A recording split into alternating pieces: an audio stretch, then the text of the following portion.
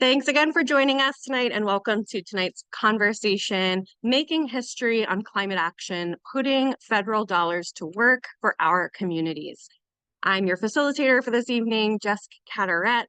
I'm the Director of Civic Engagement for two of tonight's hosts, PennFuture and Conservation Voters of PA, two distinct environmental advocacy organizations that share a strategic partnership. And together, we help make your voices heard in Harrisburg, in DC, and in the courts, all in the name of protecting our environment and holding polluters accountable. I want to thank our co-hosts for this evening's event, Comms2 and their Megaphone platform, the Black Appalachian Coalition, the Climate Action Team, and Reimagine Appalachia. And tonight, we're here to continue to illuminate the ways that the historic Inflation Reduction Act is driving climate action by helping our communities and you yourselves, your families, afford climate-friendly solutions and programs. We want everyone on this call tonight to leave knowing the benefits you can qualify for and the tools on how to access them. We're excited to have speakers with us that can speak to not just the ways we can each benefit personally and make changes, but the ways these programs are fueling change, climate action, and equitable pro-environment programs in our communities. We want to make sure every Pennsylvanian knows about this program and the many benefits that it provides. So we'll also be sharing easy ways for you to share these key aspects of the program, the Inflation Reduction Act, with your friends and family. In just a moment, CVPA's own federal campaigns manager, Matt Sultan, is going to break down the many ways the Inflation Reduction Act is driving climate action and the benefits that you can access. But first, I'd actually like to see a show of hands. How many here have heard about the Inflation Reduction Act, or maybe the portion we like to call the Affordable Clean Energy Law? Anyone here has heard of it? Panelists? Okay. All right, I'm seeing some hands. I see some hands. I see some. So I hope that those that know about this, hopefully you're going to learn something new tonight. And those that have not heard about it, no worries. It's what we're talking about all night long. So I would like to hand it over to Matt Sultan, our federal campaigns manager, who will be here to provide some top lines about the Inflation Reduction Act and what it means, not just for here in PA, but the nation. Thanks so much. I will pass it to you, Matt. Thanks so much. So like Jess mentioned, the Inflation Reduction Act, people have heard about it, some people haven't. It's a massive bill. There's a lot in it. And so that's why we like to begin with sort of a wide overview and then focusing in on more of the specifics. Okay.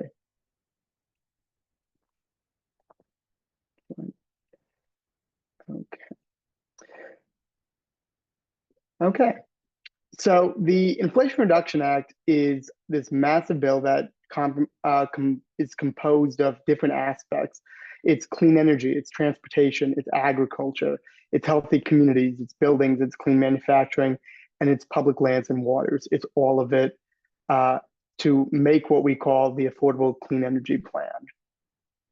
So the goals of it are to reduce our climate emissions roughly 40% by 2030, saving people money in the process by giving them incentives to make clean energy purchases, which will then provide benefits to disadvantaged, low wealth, and communities that have been harmed by fossil fuel infrastructure, all while creating millions of new jobs and averting public health disasters like premature deaths from asthma and other diseases caused by pollution.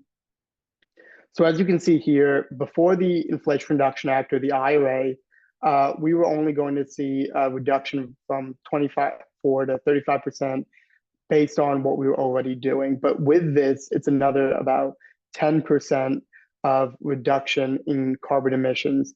And it's not just stopping there, because this act builds upon itself and we can do more with it. And states and localities can do a lot with it, as you'll hear later on. So first and foremost, this is about clean energy, right? If we want to reduce the effects of climate change, we have to put less carbon emission into the air, less fossil fuels being burned. So we need to catalyze clean energy development and use in Pennsylvania and across the country. So we're doing that by increasing tax incentives for clean energy projects.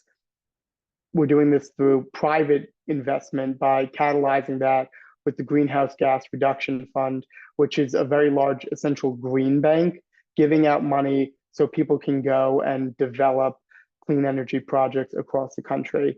And then because we want to do this in a way that's equitable and fair and not leave people behind, there's an additional 10% benefit tax credit for folks in low-income communities. Transportation is a massive sector when it comes to carbon emissions, both in Pennsylvania and across the country. And that's why there's a $7,500 tax credit for electric vehicles, where folks can go to the dealership, buy an electric vehicle, and if it matches the eligibility requirements based on minerals in the battery where it was sourced, where the final assembly took place to make sure it was made in America, you can qualify for up to $7,500 for a federal tax credit, but you can actually get it just off the sticker price of the car when you go in. And for the first time, there's a $4,000 credit for used electric vehicles, and then 30% of the cost of up to $1,000 for a home EV charger as well. So the whole point of this is to make it easier and more affordable for folks to go out and get an electric vehicle. And then to make these in the United States, there's money available in grants to convert manufacturing facilities to actually produce these vehicles here domestically. Just really quickly, here are the eligibility requirements for EVs. They are for cars that are 55,000 and under, SUVs, vans, and pickup trucks, 80,000 and under. For income requirements, it's 150 for single filers, 225 for head of household, and 300,000 for joint filers. And then, as you can see, for used electric vehicles, which a lot of people don't go out and buy a new car, they buy used vehicles, that only applies to sale price being 25,000 or under, and the car must be 2 years old. But those are just personal vehicles, but there are also medium and heavy duty vehicles like electric school buses, garbage trucks, things like that that you typically don't think of, actually cause a lot of emissions. And so there are grants available both from the bipartisan infrastructure law, and then there are tax credits available through the IRA to get more electric school buses into Pennsylvania. So in the first round, Pennsylvania got 105 electric school buses, and the second round, we got 120 buses. So now we have 225 electric school buses coming to Pennsylvania thanks to these federal investments. It's also about helping communities lift themselves up and doing this work on the ground through nonprofits and schools and local governments. And this comes through a $3 billion environmental climate justice block program. But because a lot of these groups, so if you know a nonprofit who might want to put up solar panels or get an air monitor in a part of their town that has really bad air pollution, they might have never applied for a federal grant before. And so that's why there's a technical assistance center for these thriving communities. So we call them the TIC-TAC program, and it's done through National Wildlife Foundation. And here in Pennsylvania, it's spearheaded under the Overbrook Educational Center, working under National Wildlife Foundation, and their email, region3tictac@gmail.com, where you can get technical assistance to apply for some grants to do environmental work in your community. Buildings are also a big source of carbon emissions because people have boilers and they have furnaces and things like that that work off of fossil fuels. So there's money for job training to get a lot of this work done. And a lot of these things come from the form of rebates, which hopefully will be rolled out sometime next year, and tax credits, which are available right now to help people switch over to clean energy options in their home. So this is the primary tool that we like to show people. This is the IRA calculator on cleanenergyfunding.org through Rewiring America, which is a national nonprofit. If you go on cleanenergyfunding.org and you scroll down, you will see this, and you'll put in your information of your zip code, if you own or rent your home, what your utility is, how you're filing, what your income is, and your household size. And what you'll get from that information is roughly this. It'll break down some of the different projects that you can get financing for, from battery storage installation in your home, geothermal, for heating and cooling your home, those electric vehicle tax credits we talked about, rooftop solar, a heat pump, air conditioner, and heater. So rather than having an air conditioning unit and a furnace in your house, you can just have a heat pump, which heats and cools in a very efficient way. You can weatherize your home to make it more insulated. So when you're heating your home in the winter, less of that hot air is going to get out. And when you're cooling it in the summer, less of it's going to get out. So you're going to save even more money in the long run. But then you're going to save money too, because these are more efficient to run than traditional means. And because we're doing a lot of this work, you might not think of it, but you might have to update your electric panel, because there are a lot new things in your home that work off electricity. So these are the tax credits that are available now. And next we have the rebates, which hopefully will be available sometime early next year.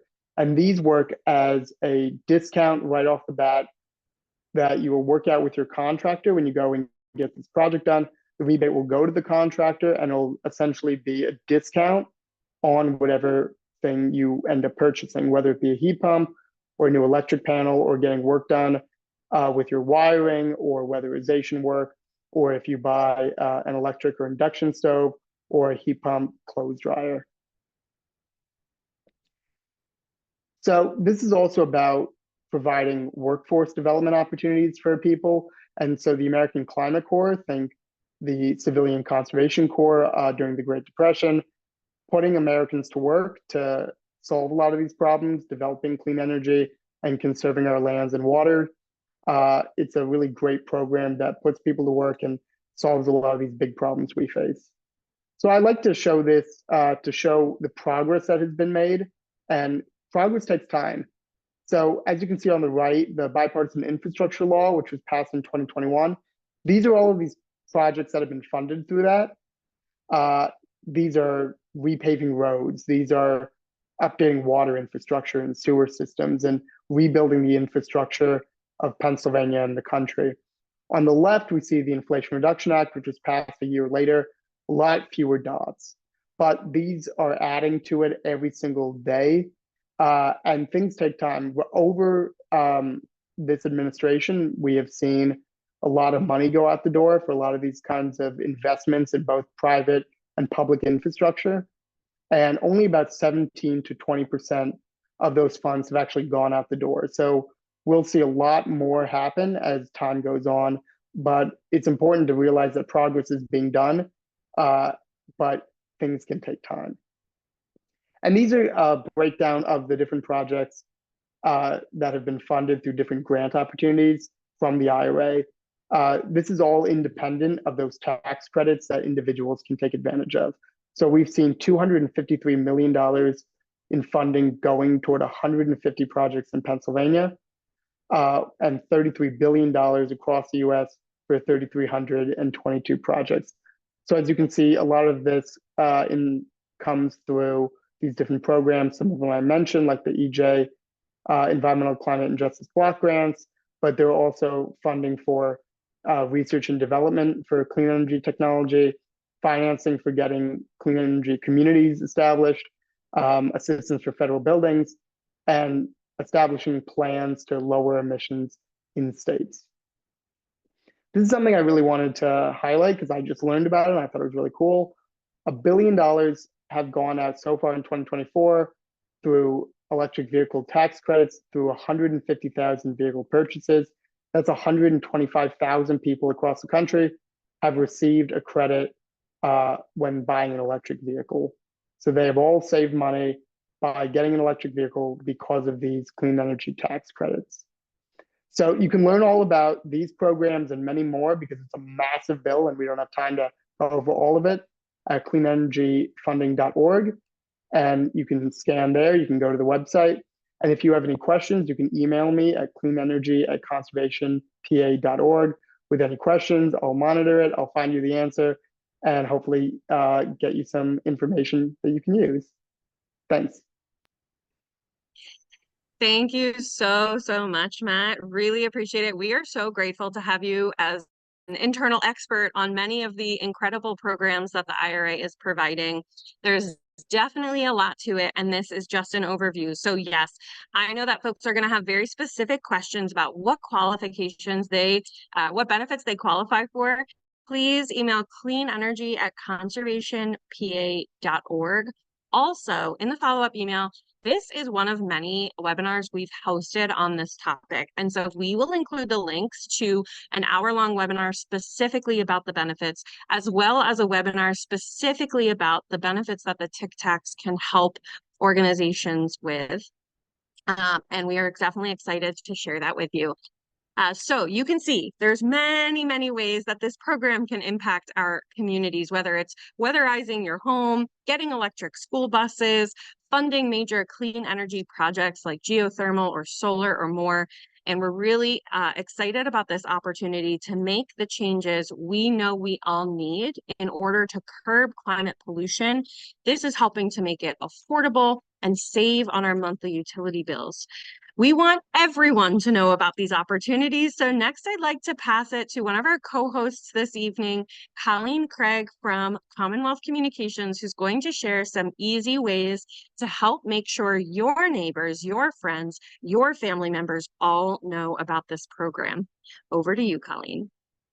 Thank you so much, Jess. And thank you everybody for being on tonight. I'm really excited to talk to you about ways that we can, like Jess said, help all of our neighbors get connected to these amazing programs. You heard from Matt a bit about how you can take advantage of these opportunities. And so I want to talk to you about how you can help us spread the word. There are a lot of really important stories to be told about how the clean energy law is making an impact on both the finances of our families and also on our environment overall, and the progress that we can make on taking climate action by making sure that everybody knows about these programs. And so on behalf of Commonwealth Communications and PA Megaphone, which I'll tell you a little bit more about in a second, I'm going to share some ways that we're asking you to help us amplify and tell the story of this program. So before I'm going to share a digital toolkit in the chat and tell you a little bit more about how you can use this in a second. But Jess had mentioned, I had also mentioned the program Pennsylvania Megaphone that my team and I are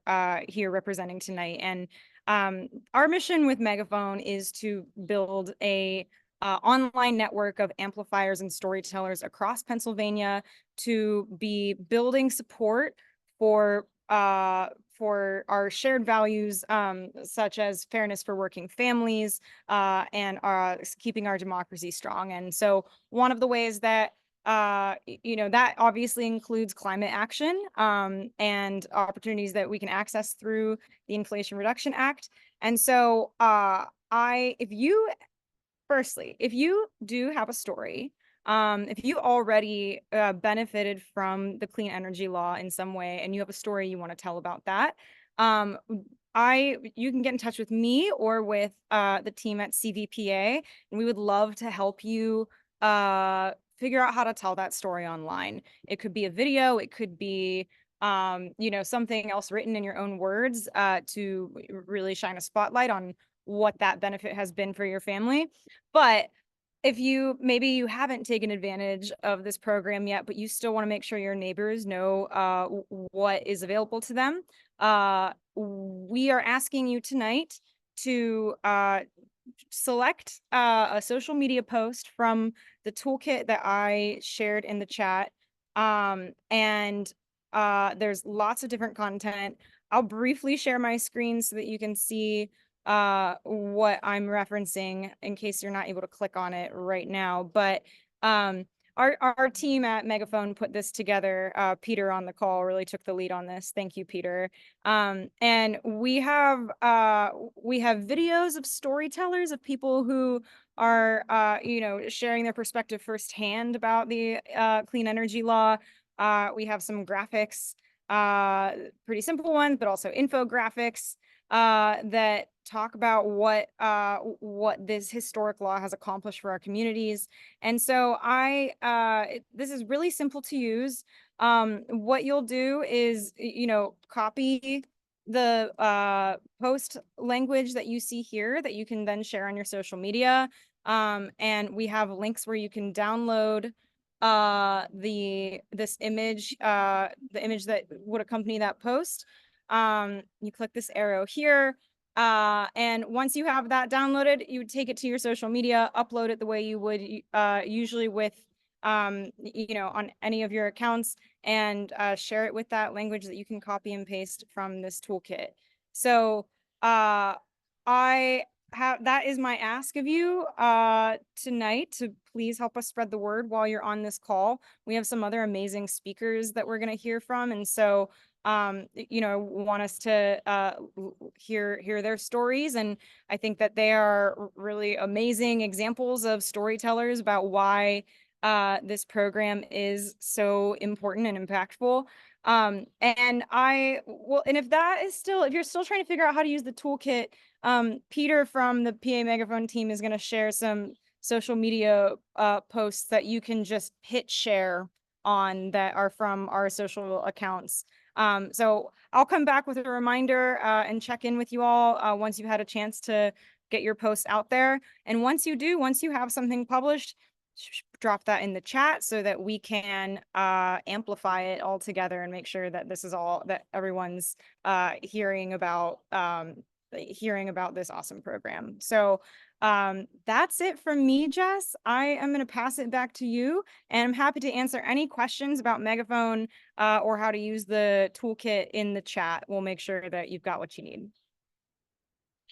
Thank you so much, Colleen, and all the work that folks at Commonwealth Communications put in. Spreading the word about things like this is really important, and they really could not have made it easier. With a click of a button, you can share it with your network. So thank you. Really excited to see some of your posts online, guys.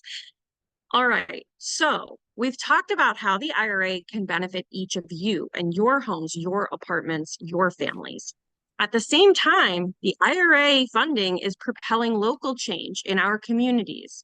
Our next speaker is the City of Allentown's new Sustainability Coordinator, Veronica Vostanek. And for members and volunteers of us from the Lehigh Valley, that might sound familiar because we at PennFuture and Conservation Voters of PA helped to advocate to ensure this position became a reality so that residents of Allentown had someone working full-time on environmental initiatives. So we're really excited to introduce you to Veronica, who grew up in Allentown and has spent her career working in local government and sustainability, most recently in California. Now she's back home to step into Allentown's first ever sustainability coordinator role. I'm going to pass it to Veronica to talk about how the IRA funding is being used right in Allentown. Take it away, Veronica. Great. Thank you so much, Jess. And thank you, Jess and Colleen and everybody for having me here today. Really excited to talk about this. I've been working with a lot of IRA funding grant opportunities and applications, and I'm starting to see some of the actual funding roll in. So it's really exciting to talk to you all about it. Like Jess said, I'm fairly new as an employee to the City of Allentown. I started in March, so I'm just a little over 3 months in my time here, but I can say that the Inflation Reduction Act has really transformed the way that local governments take action on these climate issues. A lot of times funding and budgets kind of keep those efforts from really moving forward. And I've seen just an insane amount of movement forward in agencies that have sustainability staff, but also in agencies that don't. And it's really getting them to start thinking about this and realize that there's money there, and some really impactful programs can come from it. So I wanted to share a couple opportunities where we recently received funding here at the City of Allentown. So the first is the Urban and Community Forestry Grant. Allentown recently received about $1 million to improve our tree canopy with an emphasis on our disadvantaged communities. So with that, we will be updating our tree inventory. Our street tree inventory was last done in 2015, so it's very, very much overdue. So we'll be updating that inventory, completing an urban forestry master plan and a species selection plan so that we can intentionally plan where and how to plant trees in the city to increase the urban canopy, reduce heat island effects, and also increase some biodiversity in the city. And then we also have about half of that money is set aside to plant and maintain trees in those disadvantaged communities. So we find that there's a huge barrier where if a tree is removed, it's not replaced because those residents can't afford to replant it or for the maintenance. So through this grant, we're able to go in and actually relieve some of that burden and increase the tree canopy in our disadvantaged communities where we see much less tree cover than we do in some of our more affluent communities.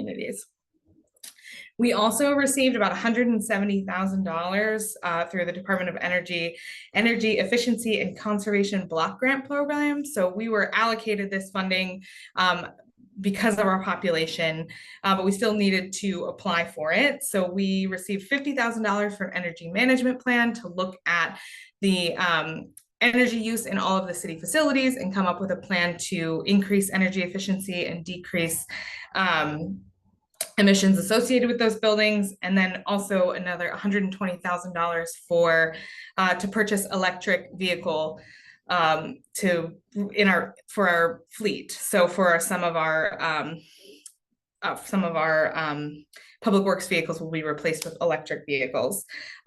Here in the city of Allentown, moving our city fleet to electric vehicles has been really controversial, and our city council has actually asked that we don't purchase any electric vehicles, but they made an exception because we had this funding available, and we're able to stack it with those federal incentives that were talked about earlier, and then also a state grant. So we're able to take through this opportunity, we're able to expand that to purchase 8 electric vehicles and 9 charging stations, and pretty much take a $450,000 project down to $100,000 for the city. And through that, we can really bring a lot of data back to the city council and back to the community and demonstrate what it looks like to have an electric fleet and how we might plan for that in the future.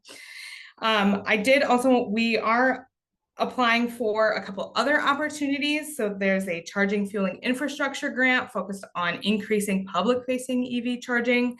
That opportunity is available for local governments from $500,000 up to $15 million. So we're looking at applying there, and we're also looking to apply for a community change grant in the amount of $10 to $20 million. We're partnering with another city to develop, hopefully, if we're funded, a healthy homes program. So looking at decreasing energy use, increasing energy efficiency, and decarbonizing buildings in our disadvantaged communities in the 2 cities, and then also training some of the workforce to do the work there. So we're really excited about that. And if nothing else, I've really found that through this amount of funding that's available and working with other municipalities or other nonprofits to try to go for some of this funding, it's really helping us with cross-agency and cross-entity collaboration. We're talking with more people about what this looks like and starting to build those relationships. So I'm even starting to see some instances where we're saying, well, hey, even if we don't get funding, this is something that we want to do anyways. And this is something that we want to see if we can find a way to get this done on a smaller scale if we don't get funded. Or how do we go after different funding streams? Like, how can we work together as a community? How can we work together as a region to kind of start to keep bringing these projects forward regardless of whether we're funded?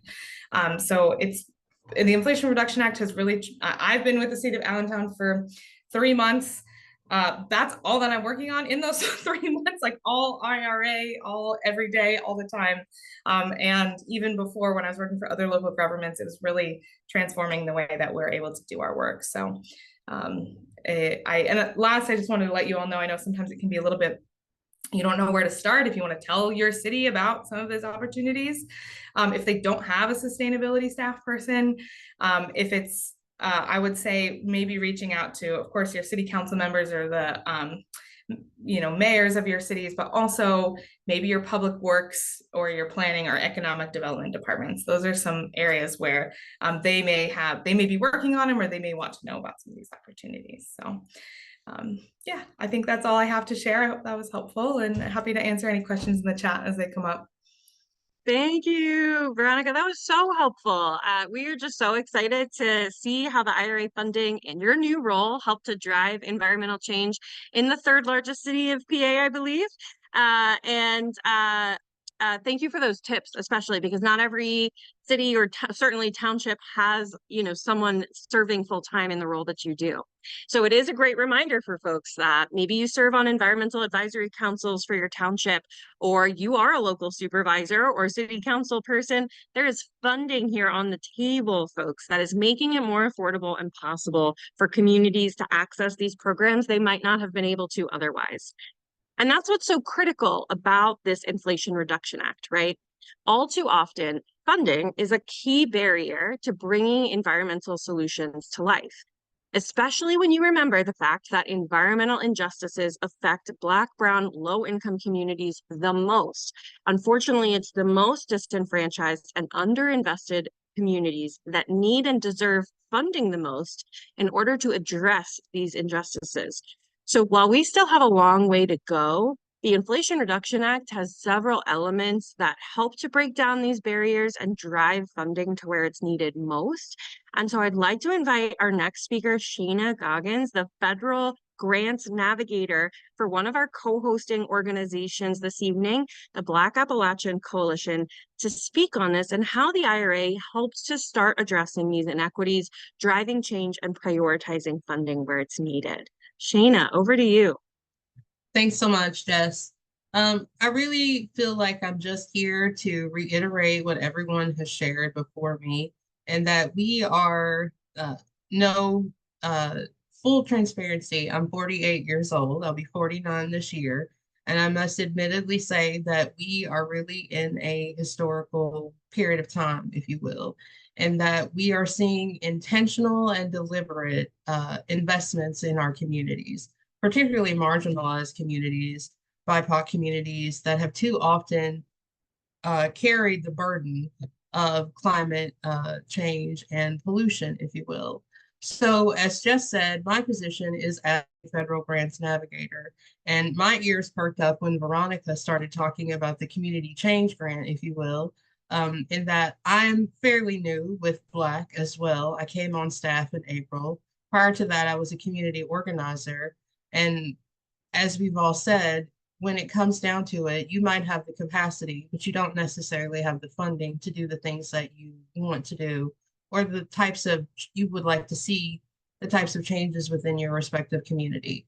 So that's one added perk and benefit of my job. I think earlier at the top of the call, Jess was talking about resources that would be shared. I'm the resource, if you will, in that when we think about federal funding and we think about how these programs work, it has never been it's never been that marginalized or impacted communities have not had a need. It has more so been that they've not had the capacity nor the resources to take the time to undertake this very arduous application process. Many times, most of the frontline communities and advocates and organizers that we work with and interact with, they have other responsibilities and they have other positions, things that they need to take care of. So that is really not necessarily a benefit, we can say, of the IRA, but a product of that, in that I have the ability and the time to be able to have conversations with individuals, community groups. Veronica, I've written your name down, for example, right? Because we're talking about partnerships and we're talking about collaborations. and that we all need to be coming together to discuss and share opportunities about relevant and promising funding opportunities. We, within our communities, every day in some way, whether we realize it or not, we are asset and power mapping. We are trying to determine who our allies are, who the people are that might, I don't want to say foe, that's really a strong word, but maybe a detractor, not necessarily a supporter of the cause, right? And also, how do we bring everyone to the table to be able to work on our shared and common goals? It was mentioned earlier, uh, but this is the story, and this is the story of Appalachia. Appalachians have often been told that we do not possess the skills, the wherewithal, or the resources to be able to fix the things that are wrong with us. And that's a soapbox for another day, but I'm just here to argue that we are fully capable and adept to be able to find solutions to the problems that we're facing in our community. So my position, if you will, is to help folks like yourself figure out what the story is. What are your strategies? What are your solutions? Who are the people that need to be a part of the conversation? Because I think one of the biggest elements that we're seeing with this monumental piece of legislation and the funding dollars that are trickling in, if you will, is that we're talking about community-based and community-driven strategies. Again, that is critical. I live in Kentucky. There's no possible way that I could come to Pennsylvania and tell you what you need to do. I have no idea. And that has also been the problem, right? Too often people from the outside have been looking in and telling communities what they need to do and how they need to do that. So as Veronica mentioned, the community change grant program really allows for that. For example, I'm a part of a team and we're looking at a application for Ohio, and just really reiterating what's already been stated here. We're looking at climate action. What are the things that we can do to improve the overall quality of life for individuals that live within a particular community? And then there's also the implements of pollution reduction. What are we doing to improve indoor as well as outdoor quality? And then also thinking about what is in our water? How can we improve and make infrastructure better? And a huge component of what we're seeing in a lot of spaces is that there's this added benefit with workforce development, in that it's important for climate reduction and policy reduction strategies to be implemented. However, we need to have skilled individuals within our communities that can also do those jobs, if you will. There is a huge amount of effort in ensuring that everyone has access to a good job. It's a very subjective label, if you will, but good in terms of the amount of money that you're making. And then also having a job is not enough. Sometimes people encounter barriers.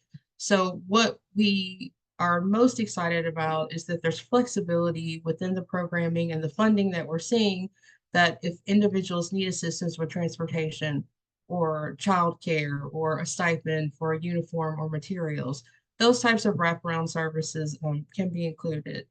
I think that even in the space of the challenges, again, I can't reiterate enough that the opportunities that we're talking about before us, they're justice driven and they are community powered, and it's actionable change. Too often people talk about things that need to happen, but there's no action that comes with that. So we hope, for example, by participating in this conversation this evening, one, to let folks know that in addition to all of the technical support and subject matter support that's available through the federal government, there are nonprofits and organizations that are within the Appalachian region, like Black, that have the time and the space to be able to have conversations with community members about what that type of change looks like in their community and who they want to collaborate with and who they want to partner with, in that you know what your assets are, and your assets are very unique.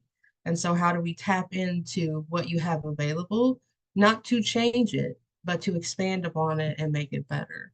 And when you combine community organizing, strategic campaigns, and compelling storytelling, there is a world of difference that can happen in that we are in a position that we can positively impact how policymakers create and implement policies that address air and water quality, food insecurity, healthcare access. The list is long. So I think that, you know, uh, in the interest of being a storyteller, I might have alluded that I was going to tell you a short story and then made it long, right? So to summarize, I think the biggest benefit is this is an opportunity for communities to come together and to work together intentionally, and for us to be very clear that the path to moving forward is not simply a one-time limited transaction. It's investing and building relationships and collaborating in a very authentic and genuine way. And I'll pass the mic. Thank you so, so much, Shayna, for speaking to those really critical aspects and exciting opportunities that you're right. We have not really seen this at this massive level before, this focus on equity and justice when it comes to our investments. And that is so critical to keep in mind. In line. And that is not just for the IRA. That's the Justice 40 program, where 40% of the federal funding needs to be driven to disadvantaged communities. That applies to many of our federal programs across the board. And I see some resources more about Justice 40 are being dropped in the chat here. And so hopefully tonight has shown you an overview of the many, and we've just touched the surface. We've just brushed the top lines here, the many elements of why we're also excited about the Inflation Reduction Act. Hands down, the strongest piece of climate legislation in US history. And while it's not perfect and we do still have work to do, we're excited to keep building the clean energy future that this historic bill supports, and at the same time, equally ready to keep fighting against the ways and dangerous measures that perpetuate the climate crisis. And alongside of that critical work, there are many ways the Inflation Reduction Act is clearly propelling climate action now, from individuals and families and all those people that Matt referenced that have electric vehicles now, thanks to the Inflation Reduction Act, something that I don't know about you, I couldn't financially think about without an Inflation Reduction Act tax credit on the table, to nonprofits and communities and local governments like the city of Allentown benefiting from these solutions, these programs, and funding available for all levels. You've heard that it's directed where it's needed most. Like I mentioned earlier, CVPA recently co-hosted a webinar that we will link to that specifically focuses on some of those community change grants and other opportunities that the acronym TIC-TACs, the organizations can help guide you through that grant making process, just like it sounds like Shayna is here to help with as well. We've also heard tonight about the environmental initiatives being brought to life, like electric vehicle infrastructure, planting more carbon capturing trees, building out public transit, and more. And last but certainly not least, at the top of the hour, you heard how the IRA can benefit you. And whether you're a homeowner or a renter, there are benefits and tax credits available to you to help lower your monthly utility bill, make your home more energy efficient, and help fund upgrades to cleaner, healthier alternatives for your home. For everything I just said, cleanenergyfunding.org is the place to go. You're going to see different squares, whether you're a homeowner, a nonprofit, a local government, that will guide you through some of the opportunities that you qualify for. Halfway down through the page, a calculator, you can plug in your income, you can plug in exactly where you live. And these are the types of things we want and need you guys sharing out on social media. This tool is specifically to make it easy. In the lower right-hand corner, you can translate that website to, I think, about a dozen different languages. We really are trying to make sure that people know about these opportunities and know how to access them, because we know that climate change is a global issue that will require systemic change and solutions across all facets of life. That's why it's so critical. Individuals, businesses, communities, governments, everyone working together. That's what's propelling the change, and it's what's putting our country on a path to cutting our climate pollution by 40% by 2030. I know that's only 6 years away, but that's why this program is as historic as it is. It's offering the funding and the opportunities for all of these realms of life to push forward environmental initiatives. So I know that's exactly the type of bright, hopeful future that I want to live in. I know 5 years ago, we couldn't even fathom a program like this. And it's all helping to curb climate pollution, increase our energy security, create good paying jobs, and ultimately building a more affordable, healthy, and equitable future. We do need your help in order to do that, making sure folks know about these programs. So I'm handing it back over to Colleen to close us out. Yes, we would love to see your postings as well. Thank you, Paula and Peter. And for everyone, as a reminder, we will share all of these resources with you in a follow-up email. Colleen, bring us home. Thanks, Jess. Thank you so, so much to all of our speakers, Shayna, Veronica, Matt, Jess, everybody. Thank you so, so much for all of the amazing information you've shared with us tonight and stories that you've shared with us as well. Like Jess said, you know, this is really, this law is historic, and this investment in our families and in our communities and our environment is historic.